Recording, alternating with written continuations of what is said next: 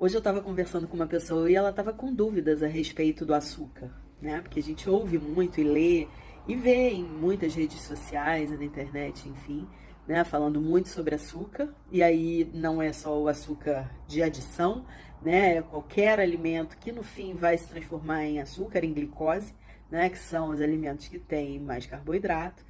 E essa era a dúvida dela, né? Mas na verdade, justamente por terem tantas informações e por a gente ter acesso a essas informações que muitas vezes são desencontradas ou incompletas ou equivocadas mesmo, né? Ou difíceis de entender por um público que é leigo no sentido de não ter familiaridade, né? Com a linguagem mesmo da notícia, enfim, daquela fonte de informação.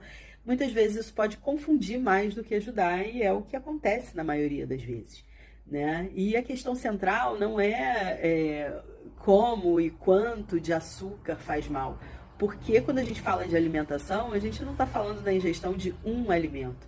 Normalmente a gente ingere alimentos em conjunto e isso faz toda a diferença, especialmente na forma como o açúcar, né, o carboidrato do alimento, vai fazer efeito no nosso corpo, porque ele vai estar junto com outros nutrientes, né? Ele vai ser consumido numa determinada quantidade, outros nutrientes que estão juntos também, e tudo isso vai interferir no como esses nutrientes vão ser metabolizados no nosso corpo e, no fim das contas, elevar a nossa glicose num determinado nível. Né? E, na verdade, o principal, né, sempre é que tudo leva ao mesmo lugar. Né? Quando a gente fala de comer de forma variada e equilibrada e moderada, isso já resolve 97% dos problemas. A gente não precisa se aprofundar muito no metabolismo de nutrientes e tal, porque se a gente, né, recorre a essa questão de se alimentar de forma variada, moderada e equilibrada, a gente já consegue o equilíbrio que a gente quer, inclusive para o funcionamento do nosso corpo. E foi exatamente isso que eu respondi a ela.